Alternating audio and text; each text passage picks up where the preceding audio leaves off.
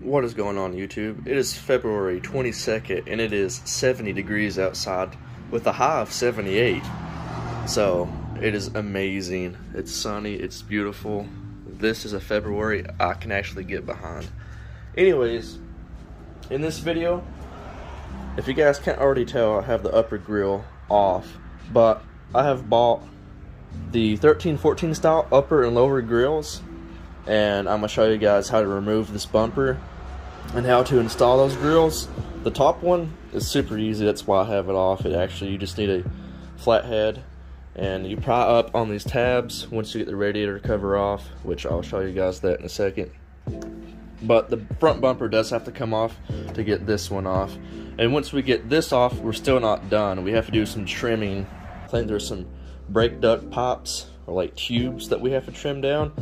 And you can trim those and get some more room, but I'm pretty sure there's actually like part of the bumper behind this right here, which I'm just going to cut completely out because you're going to see silver behind that 1314 grill, so that's not going to look good at all.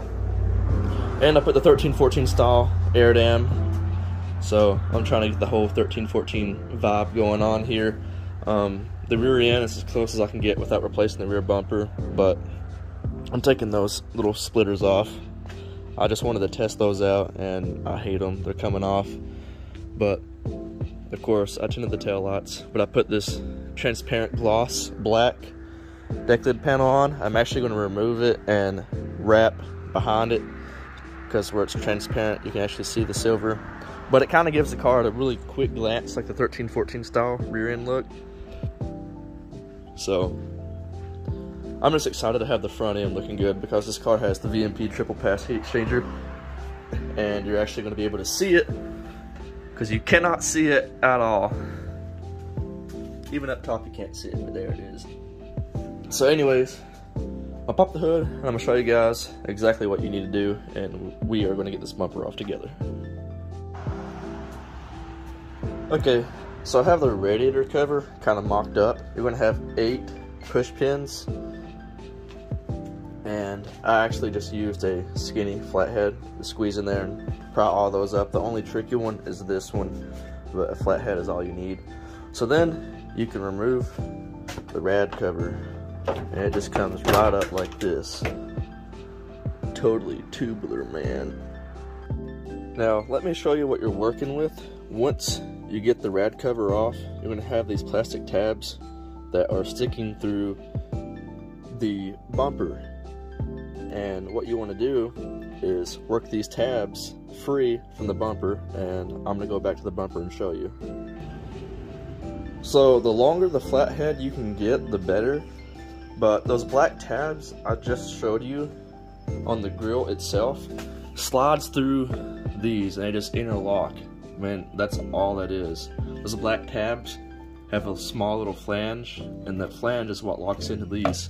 So working over top, you just grab this flathead and just pry back on this silver piece, the bumper piece. And then once you get one or two of them started, you can actually just reach down here and grab it. And I mean, it takes some pressure. You can just pull it right off. So that's how you remove the upper grill. Now we need to actually jack the car up, because we need access to the bottom of the bumper. But before we get down there, we have these 2 small bolts. They may be 8s if I had to guess. I'm not sure. They're pretty small. We have to get those off. And then when the car's jacked up, looks like we have a bolt here. Anyways, I'm gonna jack it up, just get a better look at it, and then we'll figure it out. Okay, those 2 upper bolts that hold the bumper together are actually 8mm. So like I said, you have 2 of them right here. Car is jacked up, so I'm gonna crawl underneath of it and figure out what all needs to come loose, and I'll update you guys.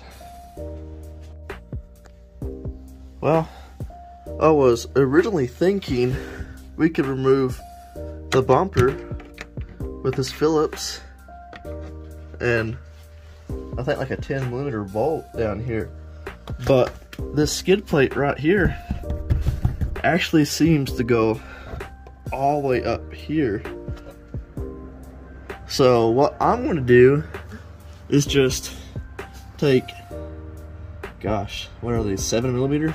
We have 1, 2, 3, 4, 5 of those, and I'm thinking that this should separate as one big giant piece. So I'm gonna try that. Okay, they were 7mm and there were 5 of them, and now this whole bottom piece is loose. And I think now once we loosen this up, let's see, what is that? 1 bolt there, and maybe have to take these clips off to access any other bolts. I think the 10 and up models actually just use like pressure fit clips. I know my 2009 actually had 2 10mm bolts that held that on. So yeah, I'm gonna undo, I guess that's another 7, and actually missing a push pin right here, and see if there's anything else in there that we need to get to. And of course we need to disconnect fog lights. And I think there's an ambient air temperature sensor somewhere in here that we're going to have to relocate. So let's go ahead and get this bumper off. Okay, so those were actually 7mm screws that held in the bumper to the fender liner, and then I just pulled on these corner tabs of the bumper and they pop loose on both sides, and then you have these little like holes cut out for these pegs that the grill sits in place, so you have to lift it up off those pegs. So now I'm going to disconnect the fog lights and the side marker wiring harnesses and try to massage this thing off. Have some cardboard on the ground so that way it can sit on the ground without getting scratched. With that bottom skid plate flap undone, you can actually reach up into the bumper pretty easily and disconnect these lights. But turns out I hit a snag. Looks like the fender liner is still connected with these 2 Phillips screws right here. So I'm gonna use the stubby and get these off, and I think the bumper should be free.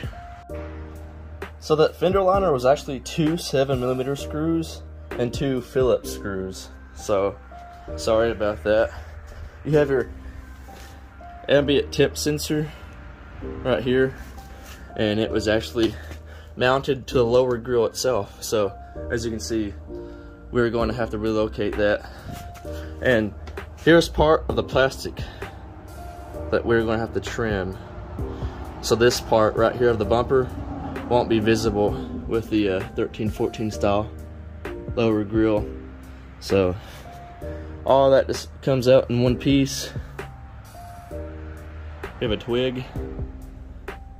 We have a lot of debris actually. So, and you're gonna have way more debris with the 1314 open grills. Everything's just gonna be exposed.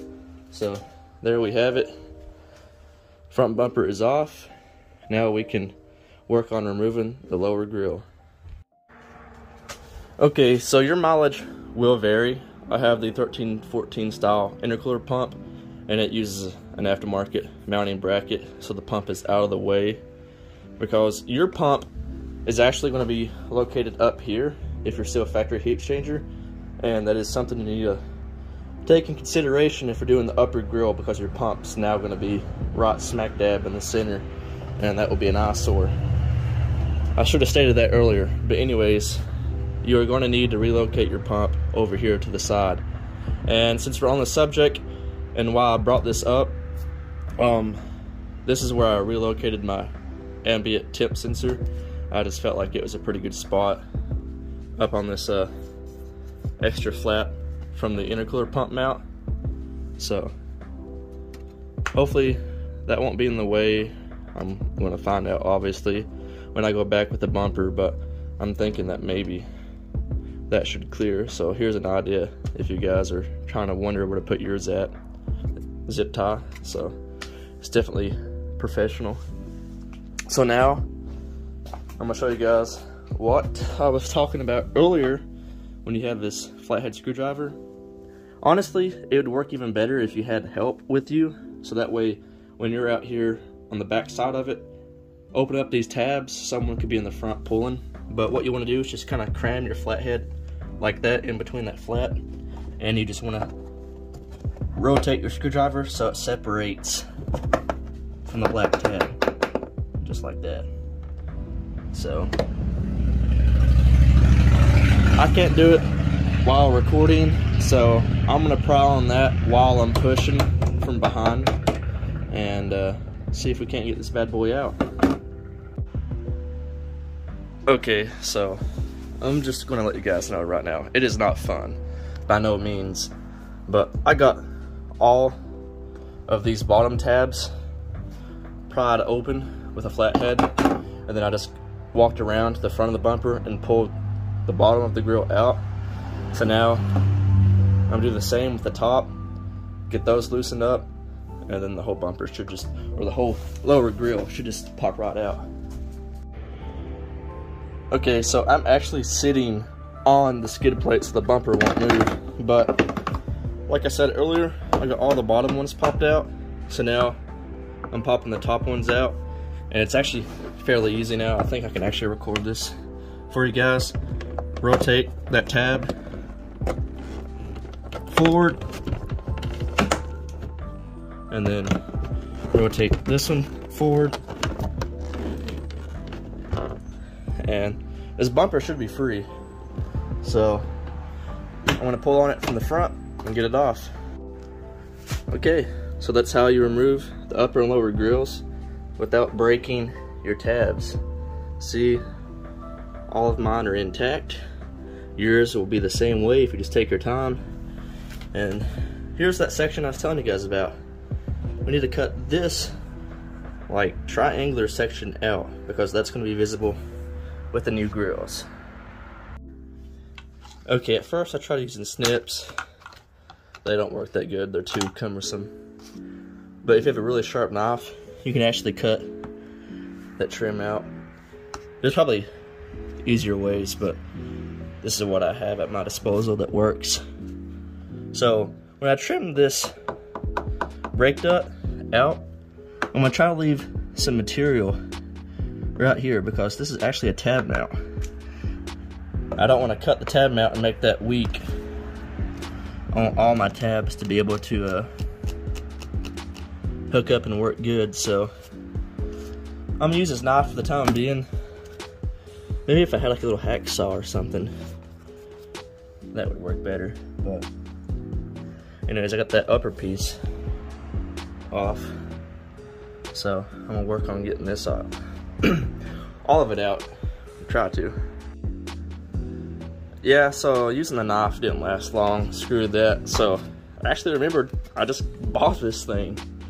This is what I use when I get underneath cars and steal catalytic converters. I'm just joking, by the way. But this helps a lot. Cut all of it out, and I was able to leave that mounting tab intact. Sanded it down, so I mean, you're not gonna see this anyways, but I still want it to look alright. So now we're gonna do this end. Same thing. Leave some material so this tab is still functional, and just get all of that out. Okay, so I gotta admit, I wasn't too proud hacking into this GT500 bumper, but all that's cut out now. Still have the mounting tabs. Everything should just fall right into place now.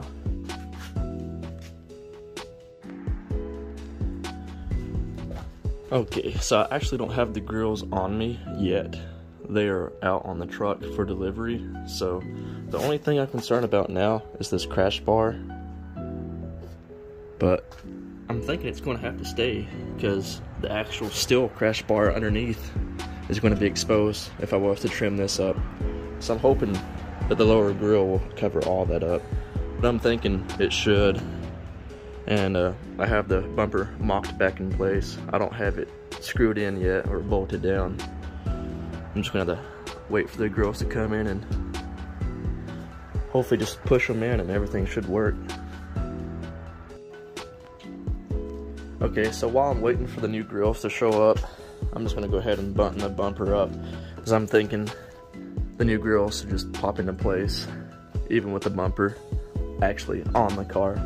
So I'm hooking up all the lights. I'm gonna go back over, put these, I think that was like a 7mm bolt and a Phillips screw, and then all the 7mm that went on the skid plate underneath the car, and then these two 7s, or 7s or 8s. These are 8s, and the rest of the bolts are 7s.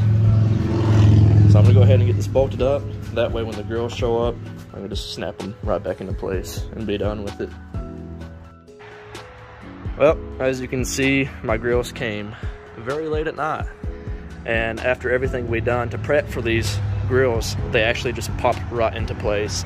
The only thing is I'm kind of iffy about is this flap. As you can see, it's like scratched the inside of this grill already. So I don't know if I'm supposed to remove that or leave it.